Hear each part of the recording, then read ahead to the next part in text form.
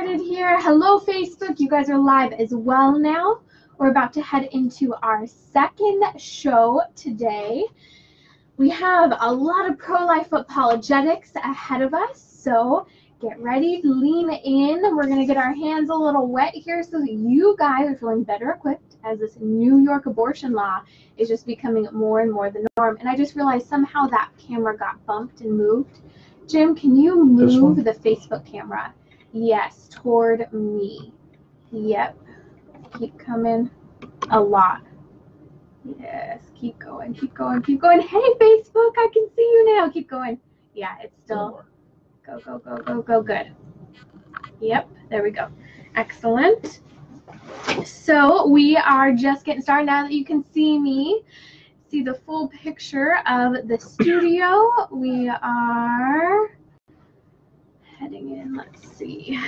Okay, we're going to go ahead and have our brief intro. So for those on Facebook and Instagram, you won't hear the bumpers that are playing for us, that are playing through the radio, as we get started for about 45 seconds of silence, and then we will jump right in. So we are good to go.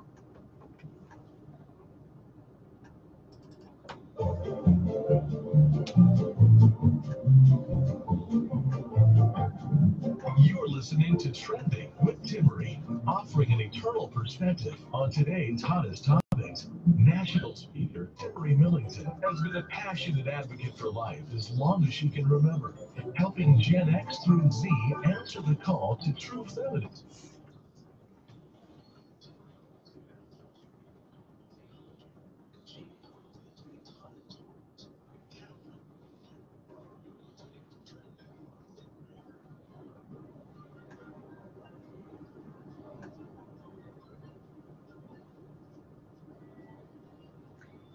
Hello, hello. It's great to be with all of you. I have in studio with me Dr. Phillip Chavez of the Men's Academy. For those who are not familiar with Dr. Chavez, he is a regular friend to Trending, and his work on the topic of masculinity is calling men to their mission, and he brings a unique perspective to Trending in light of the current issues, especially abortion, that we're facing this week. Sure.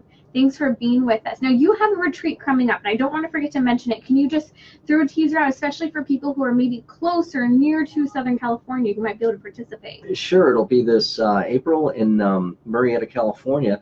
Basically, it'll be a day long. It'll be 9 to 4. And in the morning, we'll basically go over the 18 pillars of manliness, talking about a man's mission, identity, and journey. So a man gets a complete understanding of who he is, which I find necessary to help men move forward in life. But then in the second half, we're going to really speak about what it is to move forward as a man in identity as a beloved son. And so I'm really looking forward to that. It's one thing to know who we are, but men need to know how to live and how to move in life. I've tweeted out links to this as well, so go ahead and find me at Timmerie on Facebook and Twitter. But you can find his work at themensacademy.org. Just head under the resources page.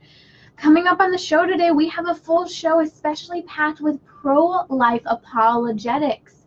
We're dedicating much of the show today to this really important issue because right now we're seeing that people are being incredibly clear about what they think about abortion. That's right. Either they're saying we want to go so far as to be pro-infanticide, that's killing the baby outside the womb after it's born, or people are panicking saying, can you believe that abortion is just legalized or that New York has just legalized abortion through all 9 months of a woman's pregnancy. We're going to get to that and more. Maybe you heard a little bit of this last week on the show, but we're going to get into the nitty-gritty. How to respond to people who are suddenly questioning their pro-abortion views or their maybe middle ground view that they think is just so polite and so thoughtful and generous and unjudgmental. But also the physical degeneration of the human person is something that we're seeing signs of everywhere in society, just to mention, too, the necessity of third-party reproduction and the huge impact of erectile dysfunction for 20-year-olds now. And just to mention this, let's talk about that. Yeah, it's a shame. We went from a country of orphanages to a country of, now we have fertility centers.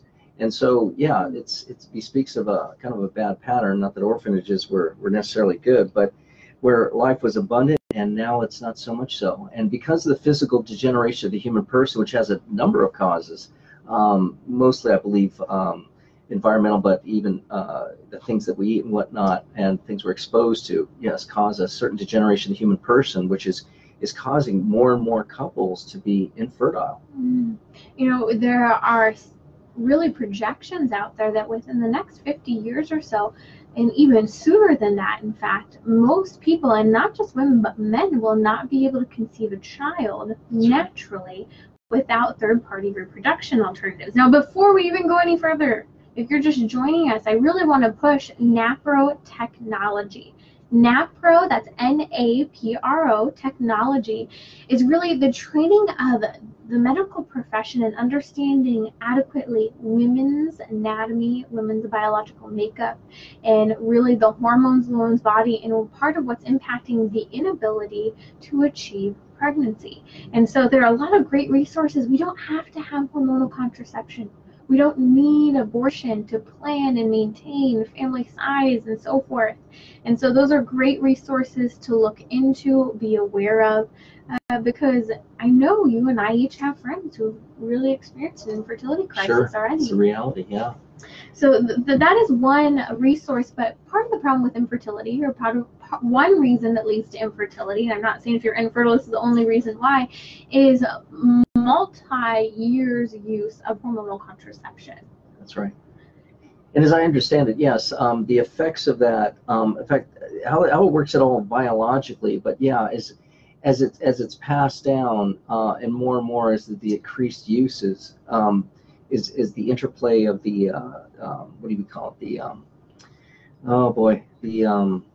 What's the word I'm looking for? It's a common word. The interplay of the I want to say the emotions, So what we're seeing with hormonal contraception is that a deep impact of ongoing use of hormonal contraception is not only leading men and women to experience that it's a group 1 carcinogen, but women's hormonal makeup is not being balanced according to the proper makeup that the woman's body is made to be in a healthy state that allows her to ovulate, that allows her to achieve pregnancy. So long-term use of hormonal contraception completely changes the normal biochemical makeup of the woman's body. You know, a woman's body is a different hormonal makeup every single day of the month. She has her cycle, and there are certain times where her cycle and the hormones make up the ability to achieve pregnancy, the ability to ovulate. Now, when a woman does not ovulate as her body's meant to during her fertile years each month, that's actually a sign of poor health. A woman's properly working, functioning, healthy body is ovulating once a month. And so it's important that now, after multi-years of hormonal contraception, and starting as early as 11 and 12 years old now women have been using hormones that alter their healthy makeup of hormones to create a new pattern that when they suddenly get off the pill and think they'll achieve pregnancy, they're not able to. That's right, because these patterns, the body has become accustomed to that, and that habit which the body inculcates continues on. It just doesn't clear up. And so then that's what's leading us to third-party reproduction as well, because now years of this use of hormonal contraceptions preventing women from being able to achieve pregnancy when they're suddenly ready to.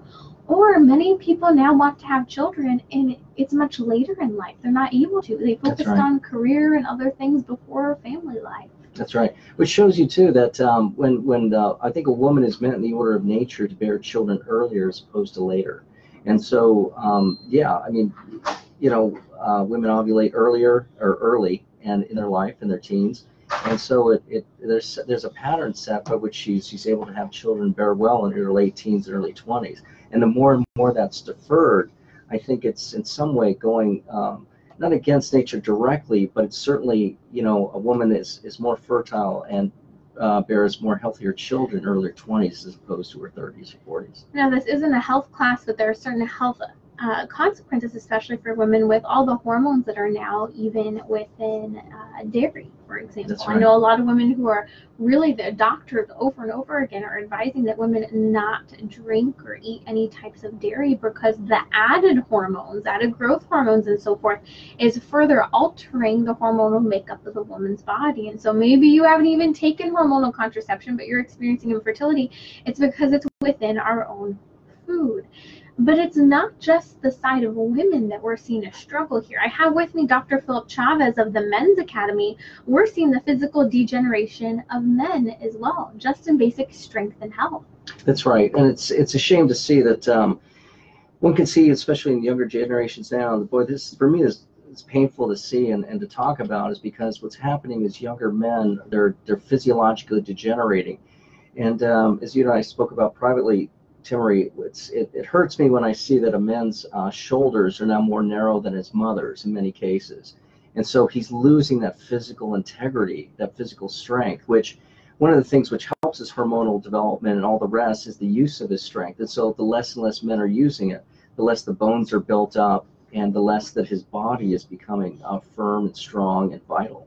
And to be blunt, the less attractive he is to women. That's I mean, women do, even polling of the most feminist women, still desire to be treated in a special, cherished way. They still long to be protected and provided for. They may want their same high-powered careers at the same level as men, but they still want something special, someone special to care for them. That's right. And a man who's got that full physical integrity, what bespeaks of that is that he has more of the demeanor and composure to be a leader, to be a protector, and to be a provider. Absolutely. Well, and sometimes you think, why is she dating him? And he's kind of like the bad boy type, because she's looking for something that in this case might be a disordered masculinity, but is showing sometimes more masculine elements, unfortunately, although disordered, than what we're seeing in certain parts of the culture in men.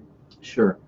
Yeah, there's so many effects that are happening with men. You know, another thing too we haven't even mentioned, and it doesn't really directly to sexuality, is a man's thinking patterns and the dissipation, his lack of clarity now.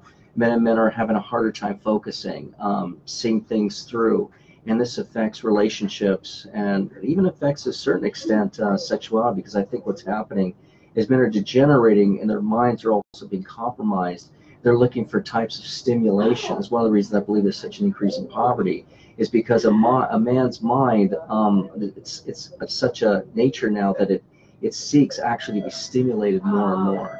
And part of that stimulation is through pornography. In fact, the pornographic stimulation is part of what's leading. I mean, this is just unheard of to even think about. Sure. That men in their 20s are experiencing erectile dysfunction. I mean, there's something going wrong here, and I think some men are trying to say, hey, I don't want that. Tell me what's wrong. That's right. And yeah, men do want answers. The sad thing is, I think what's happening is you have to remember that if a man's gone through this degenerative period, you know, in his growth years, one of the things he lacks is initiative and the fortitude and the clarity and the energy to actually deal with some of these things. And so, you know, the sad thing is too, with certain growth stages are missed and are not dealt with properly, it's very, very hard to cover those growth stages.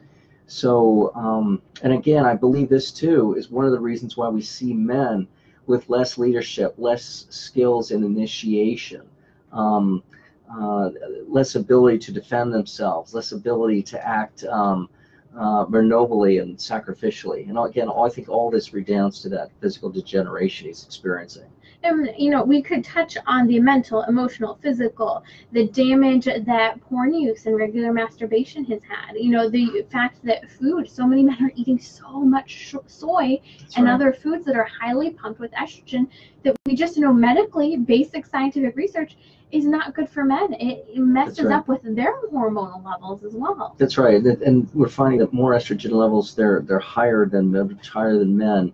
Now than they were in the 70s, and the levels of testosterone, I forget the figures now, but they've significantly decreased since the 70s. Well, and that also impacts the way that the man's body develops as well. That's right. And so even in the womb, you have to have a certain level of testosterone within the woman to properly help in the development of the baby in utero. That's right. And I mean, testosterone itself is what helps in the development of the shoulders and the development of the hips. The hips on men are commonly more narrow than women because they're more compact, ready to bear things. And you know, we see even in the shoulders, men are meant to carry things, to be able to sustain burden. Even the shoulders and the head, or the chin and the head are more protruding because of the development of testosterone in those areas to create that strength. That's right. And those features, as you mentioned earlier, lead men to be attracted to women.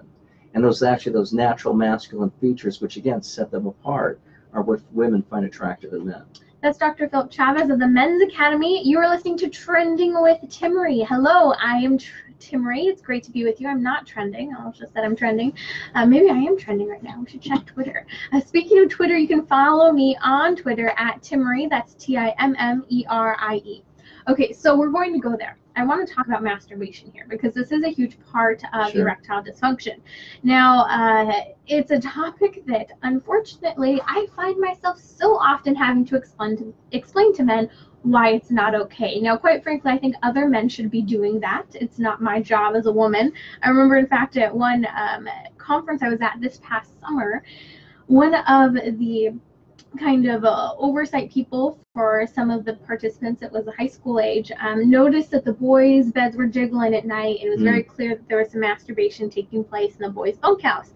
And so who do they come to? Hey, Timmerie, I think you need to talk to the boys about masturbation. I thought, oh, you're one of the team leaders. How about you talk to the boys about masturbation? There's a man that approached you. Yeah, the man, an adult. Gosh. And, you know, it slays me sometimes that maybe we're just so not just uncomfortable, but we don't always know how to explain it. So let's talk about why you're not supposed to masturbate. Sure. And I will end the story real quick before you go through this, Dr. Chavez. So what happens is one of the other speakers, and I say, hey, we need a dude to do this. So we get one of the other speakers, they do a men's session, talk to the guys. And you want to know what the guy's reaction was? Really? I'm not supposed to do that? Yeah. Explain why? Oh, okay, I'll work on it. These guys have not been mentored. They don't know. That's right. Yeah, it's a shame. And in fact, just the very fact that you're approached by a man to talk about this is a bad sign that the men just don't see that gosh, it's really our duty as men to talk to these men. It's not the duty of women to do that. And again, yeah, when it comes to these intimate things, you know, the sameness of sex is very, very important when you teach. Even the church spoke about this from early on since Pius XI. And so, yeah, it's very, very important for men to exhort other men about this.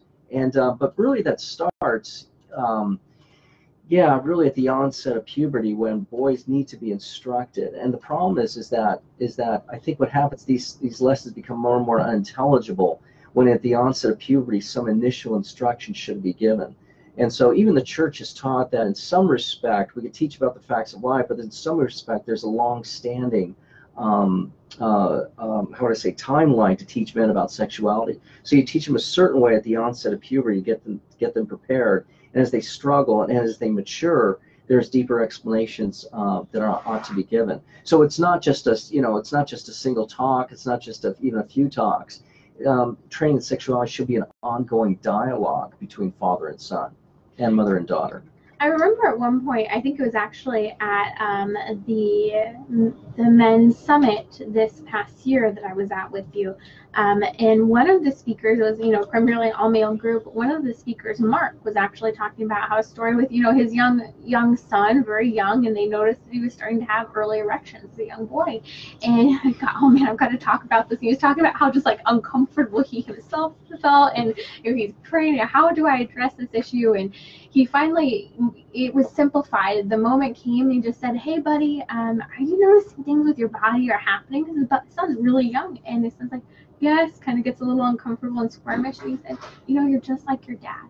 And, you need to not worry about this, and kind of soothed his son that at that age, that was what was appropriate. He didn't understand what was going on with his body, and he needed to understand, okay, you're developing into a man like me. That's right. And some of the things you mentioned I think are important to point out. One thing is that he was at least projected he wasn't afraid to bring this out. He didn't do it in an alarming way.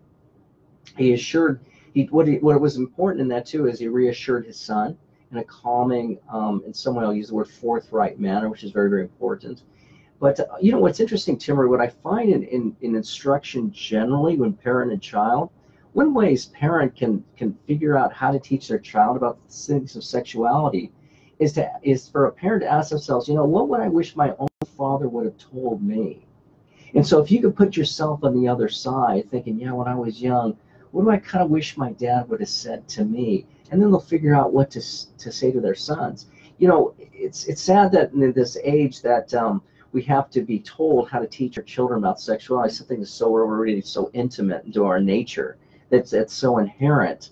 And so ways, if we connect with our own human hearts, is what we wish our fathers would have said, going through the own patterns, remember what we went through. And it's important to do that too, so we can empathize with our sons or women with their daughters as to what they're going through. And so, but in any case, I find that didactically very, very important, because when a father can connect with what he would otherwise want to learn as a child, he could bring himself down to see those as a child, and to bring him and to see those needs much more clearly, and the solutions much more readily. That's Dr. Phillip Chavez. I am Timmerie. You're listening to Trending with Timmerie. I want to get back to the main topic, though, that we started to deviate toward, and that is masturbation. Why masturbation is a problem? Because we have a lot of young people listening who don't get it. And, from the perspective of pleasure, and that's not what your body part's made for. That's right. And again, and when we think of sexuality and the sexual act, it's hard in today's day and culture not to see it as something which is first really oriented toward life. Most of our mentality, we see it now more oriented to pleasure. And as the church is taught, in some way that's the incidental or secondary end. I mean, there's two ends, there's procreation and the unification of the couple, and that highlighted experience through pleasure is able to bring that about. But in any case, the higher end really is the procreation of children. So when we see that sexuality is for that end, and its operations and its activity, and the ejaculation that comes for the man really is for that end. It's not for the sake of pleasure. It's for the sake of children. And so when men finally see that it's ordained for that end, then they can see how wrong masturbation is. And how that's why we're getting to the point where men are no longer able to perform, because they've done it so much outside of the context of marital love, the unity that's meant to be present between the spouses, and as you keep saying, that is ordered toward children. And when we turn in on ourselves in such a base way over and over again, we no longer are able to look out toward the people around us. And pornography is all we need now. I can have my own pleasure without the complications of a relationship. That's right. And so you make a very good point, because the problem is the masturbation, while we can talk about it's inherently wrong, the difficulty it sets really bad patterns for a man's pleasures, desires, his real bad patterns for his relationships, and real bad patterns also for self-image. Because whether he realizes it or not, he will grow in more of a negative self-image about himself through that. I want to talk here for a second, changing gears. Let's touch on a little bit of pro-life apologetics, and it's going to be coming heavy throughout the rest of the show. But let's jump down for a second here and talk about infanticide. So New York passes abortion law allowing for abortion, and they're really writing it into their state law that abortion is okay through all 9 months of a woman's pregnancy. Now, you have to know, because of Roe v. Wade, it already is allowed, but state to state, they put restrictions on it. So what they're doing is, in case Roe v. Wade is reversed, they're making sure their state already has legal abortion. And so we're seeing multiple states across the country doing the same thing and initiating legislation. But what it's gotten to is many people are now coming out and showing their true views. They're saying, we're okay with infanticide. I think it was one of the governors actually was just talking about how, let the woman have the baby. You start to give the baby proper medical care, and then let's discuss her options. That's right. Oh, the option to kill your baby after birth? Yeah. Boy, they make this sound so innocuous. It's interesting, Timmerie, it's, as I'm sure we'll get into, when we speak of infanticide and we speak of killing a child at an earlier stage of development, in some way there is no difference. It's still the wanton murder of a child, and the assault on and the crushing and mutilation of a child's body. So in the perspective of a child, what's the difference? So here's your apologetics help. But what Dr. Chavez is sitting here clearly stating, there's no difference. Born or unborn, you're still killing a baby. Right? That's right. And so what I want to challenge you is, I think a lot of people, in hearing that abortion is legal up until birth, and also hearing that some people are okay with infanticide, a lot of people who are either A, on the fence, or who are B, in favor with abortion just in the early trimesters, these people are saying, I'm not okay with that. So use this argument here. You're not okay with infanticide? Well, why are you okay with abortion the day before the birth? Why are you okay with abortion then a month before the birth? what's the difference? Why are you okay with abortion? And keep taking it, because they're not going to be okay with infanticide in most cases. That's right. If they're not, and this is a tactic called trot out the toddler. So people are justifying abortion in one case. Well, take it a year later, take it 2 years later. Would they be okay with killing the person if it was that little? That child's still dependent for shelter, right. for food, for all of these different elements, and they're not fully developed either. That's right. And so use that argument, use the current laws to talk to your friends who are on the fence about abortion. That's right. You're right. It is a good time to ask, because it does force a question, and you do have to go deeper. What is the difference between any stage of pregnancy, the first, third, second, third, or the final third, or even moments thereafter? From the perspective of the child itself, it's still the taking of life. Right. And earlier or later, it's still unnecessary and violation of that person's right to life. And we could talk about the incredible development of the baby that happens very rapidly, that if most people really knew and took a second to really think about, they would not be okay with early abortion either. That's right, because there's such a wonder of life that goes on. And I think the abortion advocates want to keep us from seeing the beauty of that wonder of that quick and rapid development. You might need a little extra content. No, you can put the buffer. I think we're okay. We're good. We have to cut that one little section of it. Are we good? Mm-hmm. Yeah. Okay. Awesome. We'll make it.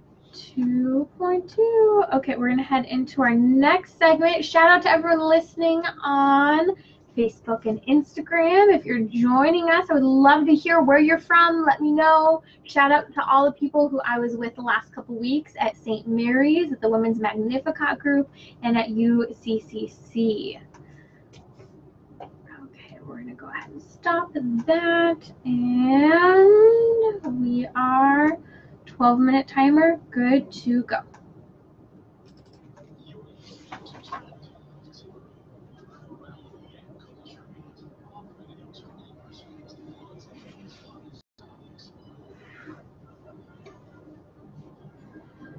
It's great to be back. With me is Dr. Phillip Chavez of the Men's Academy. You can find him at themensacademy.org. You can also head over to radiotrending.com, where all the episodes with Dr. Chavez, where we're talking about masculinity, femininity, and tough issues of our culture, are available.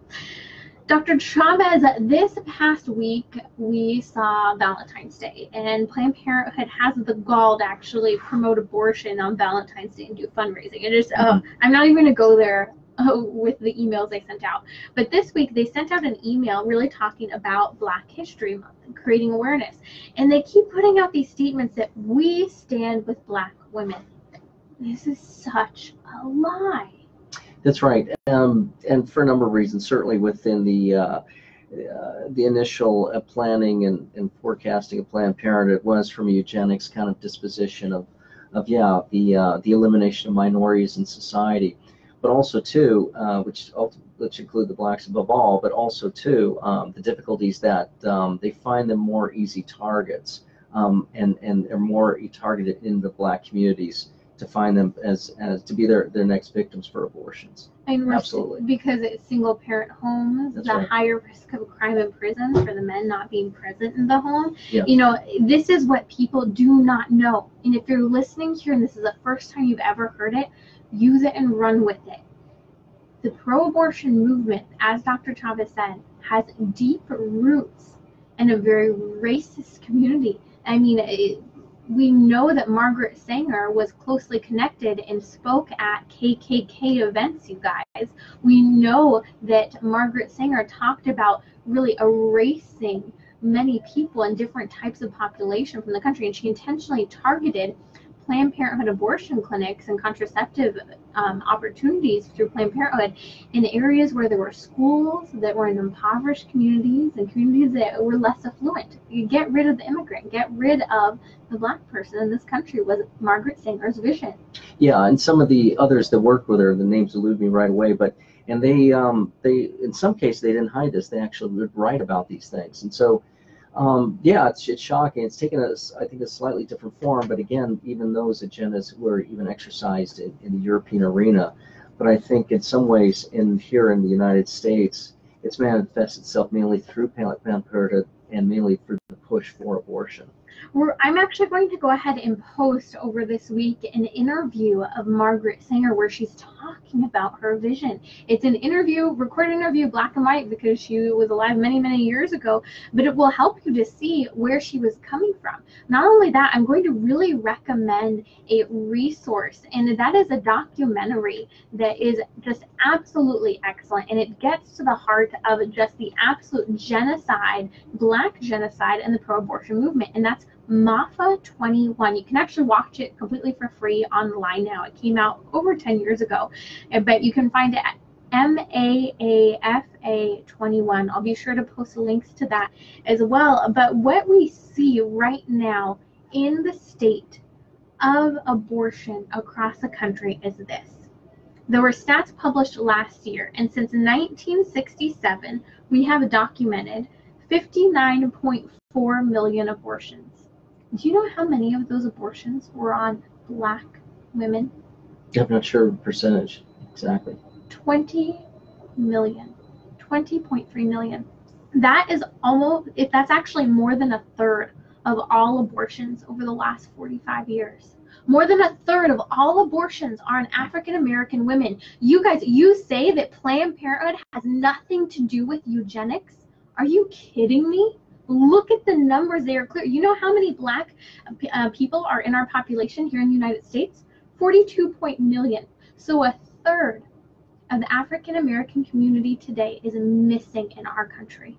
Yeah, and that's really tragic. And what's tragic is that it's not clear that the black community is waking up to this, and the men themselves, because what's happening now is there's a continuing fostering of the lack of support in family, the lack of presence of fathers, the lack of them able to seek gainful employment. So it's unfortunate. This probably is, it's probably worked both ways, but is fostered and reinforced a breakdown within the black community as well. And it's heartbreaking to see. And this is why I love the work of Walter Hoy.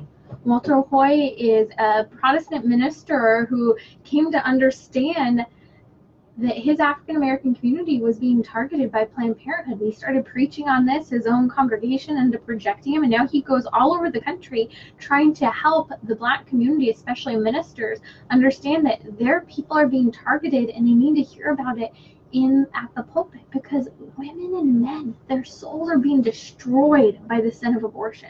Yeah, and again, they need to be heard about in the pulpit. We need to hear about it really, to speak about more and more in the schools and just wherever we are. In many ways, I know it's a very, very difficult topic, and yes, we should be expecting our ministers to preach on it, which fortunately in the Catholic Church we don't hear too much about it.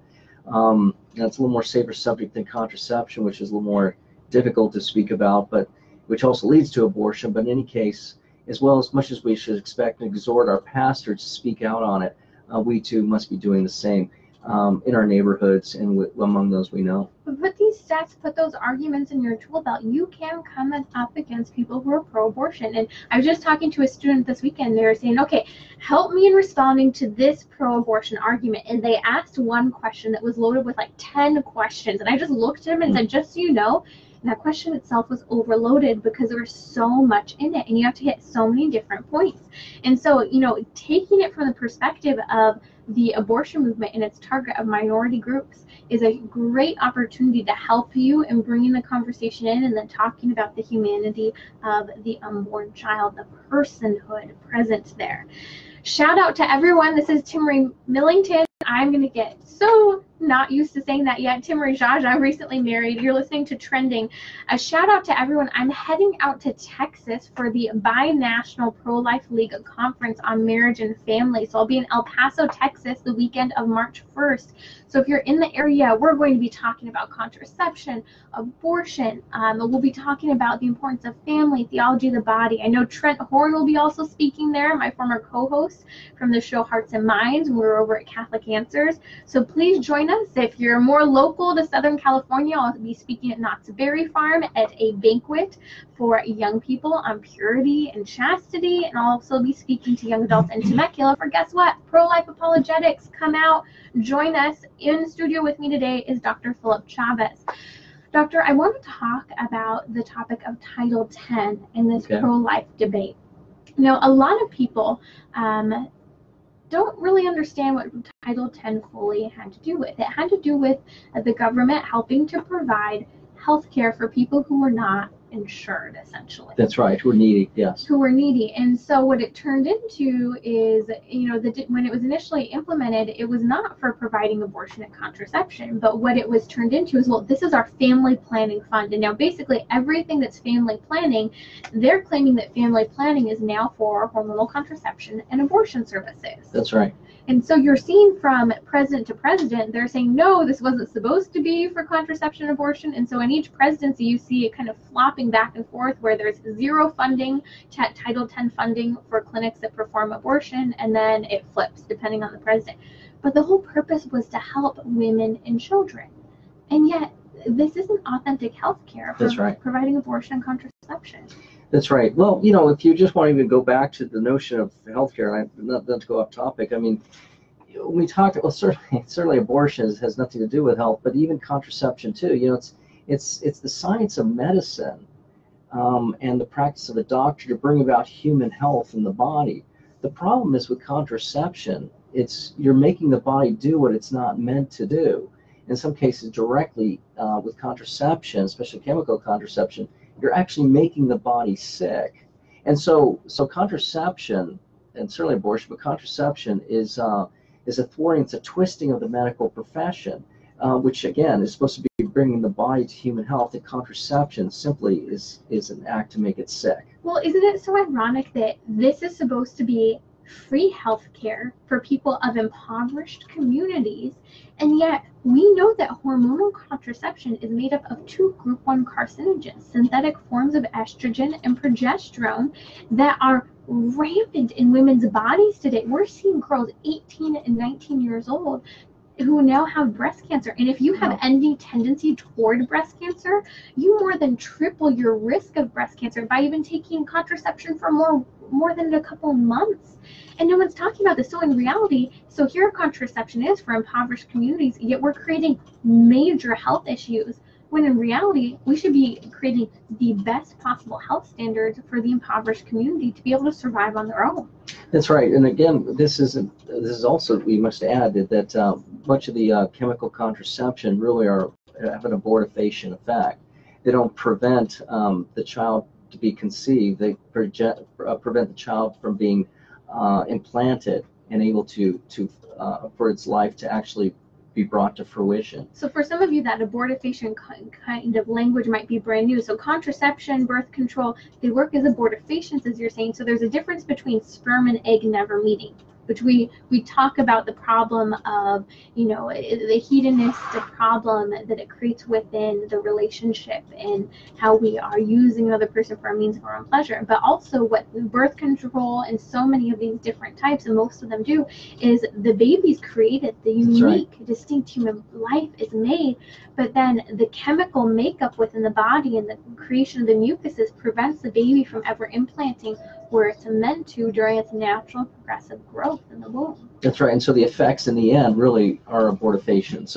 So much contraception, we can't really speak of it as contraceptive. We really have to use the word abortifacient. So the point here is that right now we have Dr. Leanna Wen, who is Planned Parenthood's first doctor president of the organization in many years, and she's sitting here arguing how abortion is healthcare, contraception is healthcare. It is not. Pregnancy is not a disease to be attacked. Pregnancy is not something that goes wrong in the body. It's what your body is made for. Okay. Last segment flew by. Okay. Up here. And if you guys have any questions, just let us know here. I'm keeping an eye and make sure that there wasn't anything that had come up. We're heading into this last segment.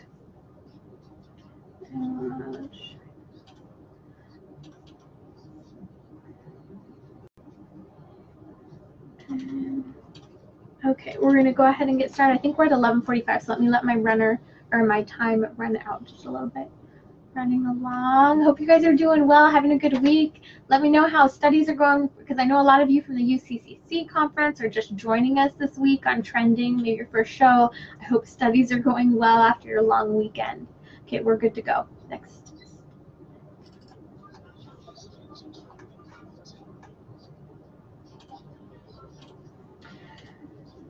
Hello, hello. Did you hear that in New York, where they passed a new abortion law, they lit up one of the Twin Towers pink to commemorate, yes, our state is so proud to be pro-abortion.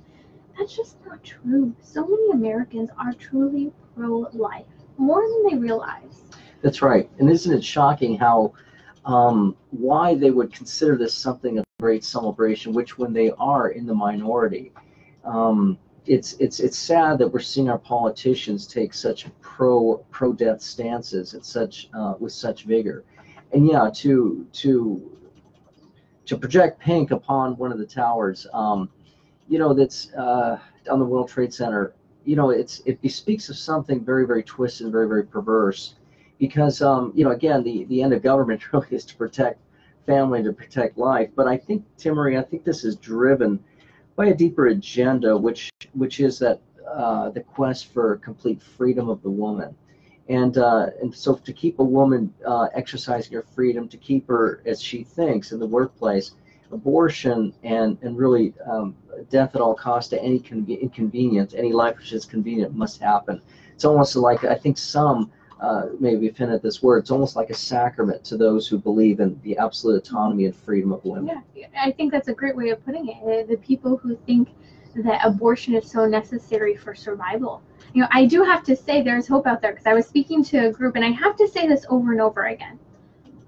I'm a woman with not only an undergraduate degree, but a graduate degree, and I'm working in the field that I chose that matches up with actually what I studied. Most men and women today cannot say that we're graduates. They're not working within the field that they studied. That's right. And here's the thing, I got there, I didn't need contraception, I didn't need abortion. And you know what was so awesome is I say that because when the young people hear it, they clap, because they're saying, thank you.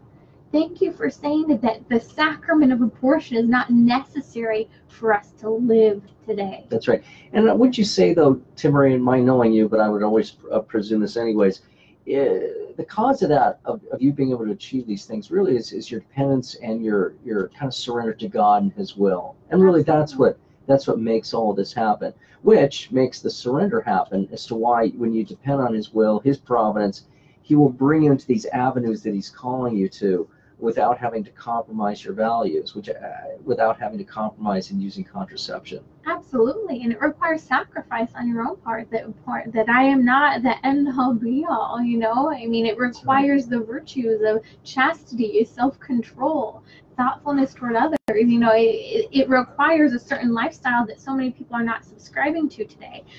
But I want to talk for a second, as so many people are so worked up over the New York abortion law. I am saying thank God, because I know some pastors who are sitting here saying, Timmerie, they're so proud of themselves. I preached on abortion for 4 Sundays in a row now. And I'm saying, thank God, it's about time. Yeah. Amen, hallelujah. Yeah. I was reading a document on the family by Bishop Olmsted last week. And he says in the document, he starts talking about abortion, and in there he says, enough, with an exclamation mark. And he talks about what's happening with abortion, the impact. And again, he says, enough, with an exclamation mark. And to hear our pastors so fervently saying, look where abortion is leading to. Look at how it's harming women. Yeah, and thanks be to God for men like Bishop Olmsted. He came up with this fairly strong document into the breach on manliness, which is fairly good. And it's just inspirational to see those pastors speak out. And it's almost it's a shame that many are afraid to do so, because I think for the most part they're cheered on. And so we would really like to exhort any pastor out there who might be standing in fear what is to speak out against abortion and contraception, these things against life, to really encourage you that I think you'll find more support than you've expected. I want to offer 2 ideas for you in helping to respond to the hype over abortion. Bring up the conversations. I don't care if you're out with friends getting your nails done, if you are out on a walk, on a hike, studying. Take a break and say, hey, what do you think about the new abortion law in New York? they don't know what it is, tell them what it is. And then say, what are your thoughts? And then ask if they think it's okay, ask why. Ask if they think it would be okay, again, trot out the toddler if that baby were born, if that baby were a year old. Use trot out the toddler in your arguments. Another way you can debate as well is using the acronym SLED. That's SLED. So S goes for size of the child. So should we be able to kill little people, essentially? Can big people kill little people? Because the baby's this small, is it okay to abort it versus when it's 8 months in the womb? Right? Using the size to debate. Then you have the L, which is the level of development. Stands for level of development. Because the baby's not as developed as, let's say, 3 months, Sure. Does that make it okay to abort the child? I always use this example. I mean, most college students are walking around without their brains fully developed, because we know that the brain does not fully develop with the element of reason within the prefrontal cortex until about 25, 26-ish. Sure. At least full maturity, yeah. So should we abort them? Right? If their brains aren't fully developed, they can't think on their own the way they could if they were a little bit older. And you have the E, SLED, so size, L, level of development, E for environment. Should just because the baby's inside the womb really make it so that we can kill the baby? Or if there was a house on fire and we thought that there was human life in there, if a young man said, I'm not sure if my sister's still inside, if she was off of work yet, wouldn't the firefighter go in to check to see if she was there? Environment. Just because the baby's inside the womb, we justify not fighting for the life. And then D for degree of dependency. I know a lot of 25-year-old men, 30-year-old men, 40-year-old men, in fact, who are still dependent on their mothers and fathers for shelter and basic nutrition. Sure. And so should we abort them as well? Yeah. And so in reaching out to people, trying to convince them of the gravity of abortion, I think also it's important to keep in mind, as well as these arguments and approaches, that first of all, when we do speak with others, we must authentically hear them out, and really in some way show interest in what they're saying, because when you do that, you do show interest and respect for them as persons. But secondarily too, and so in any case, that really helps win people over when you're really interested in what they have to say. But secondly, to take the exhortation that St. Paul says, love is patient and love is kind. And so in these kinds of discussions, be patient. And it's hard to do when you want to make your point, or to state a disagreement. And so, and always show kindness in these discussions. So yes, to hear somebody out, to show patience and to show kindness goes a long way into bringing somebody to a pro-life position, or as well as any position. That's Dr. Phillip Chavez. I am Timmerie. We're talking about this because, you guys, the abortion debate is going to get more intense over the next couple of years. The pro-abortion movement's terrified of Roe versus Wade being overturned, so they're trying to write into state law protecting abortion through all 9 months of a woman's pregnancy. We're seeing Vermont, Virginia, and many other states quickly following on the tail of New York. There's great hope, though. Just since 2009, over 60 pro-life laws not only have been passed, but then signed into law in the states, whether it's having to do with the heartbeat, whether it has to do with fetal pain, preventing abortion from taking place after these points, or just kind of requiring maybe a little bit better basic health standards within the abortion clinics, which have very low expectations for sanitary and other medical requirements. That's right. And one of the things that's enabled some of this legislation to pass is the very fact that we've advanced so much more in technology and in the science of medicine. And who knows what we'll see in the future, too. Further advances, further discoveries, which might help make the argument clearer how grave it is to take that unborn life, which really has taken place at the moment of conception. Now, I want to throw one other apologetics tool into your tool belt right now, and that is to know what's happening with abortion in other countries. So maybe your opponent, your friend, although an intellectual opponent, not enemy, right, is disagreeing on abortion. They're not taking the SLED acronym that you're using. They're not seeing the issue of infanticide. If they really are a feminist, which many of them are claiming they stand and live by, point to what's happening in China, where women are committing suicide at a rate of 500 women a day. It's the only place in the world and historically where more women than men commit suicide. And it's because they're being forced to abort their children. It's over lost motherhood and lost identity. We're seeing in India, if you are a baby girl and they know that you're a baby girl, actually in both India and China, it's a death sentence because it's preferred that you have a hard-working boy. And so these girls are being aborted to the point where the number of single men who will not have spouses, single men who cannot find a spouse, I think it's going to be like well over 20 million. I don't have that number right in front of me by next year. Yeah, and that brings to very frightening demographics in light of what these men might do as a consequence of that. But yes, boy, you could see all these evils that follow from this consequence of a one-child per family policy. Just hideous. That's really China is going to see quite destructive effects continuing, like you say, the ongoing the suicide of young girls who find themselves oftentimes in despair. Of course, I know, and probably for other reasons too, women's rights are marginalized in China and places like India as well. But yeah, and so when we look at these extreme situations and these extreme positions these countries hold, we really have to wonder. And so in particular, I mean, in China, you can't initiate any kind of destruction of life or abortion once a woman is in labor. And but in these who are proposing infanticide certainly want to do it all through labor and right until right up to birth. Yeah, and that's actually not even allowed in China. That's right. And that's why some people are actually calling out and saying the New York law is worse than China. And actually, as of right now, because Roe v. Wade has not been overturned, that's the law of the entire country, unless little pro-life laws, I don't mean to degrade them, but pro-life laws have been passed in different states. Still, if a woman says, well, this is an undue burden, I can't access abortion, they could still get an abortion if they say that because of some of the court cases that have allowed for that. That's right, for so-called health reasons. Yes, yeah. For so-called health reasons, creating any undue burden. Well, it's been a great hour. There's so much hope. I hope that helps equip you to address the issue of abortion with friends and family members. We're called to go out and be a light to the world. Excellent. Okay, you guys, it's been a great hour. I hope you guys have a wonderful week. And I'm asking you to do me a favor this week. Head over to the website radiotrending.com, pick this episode of Pro-Life Apologetics, write a little comment or send it to a friend talking about why we need to be better at presenting the pro-life argument, and here's how. Equip them. We are signing off. Have a blessed week. Take care.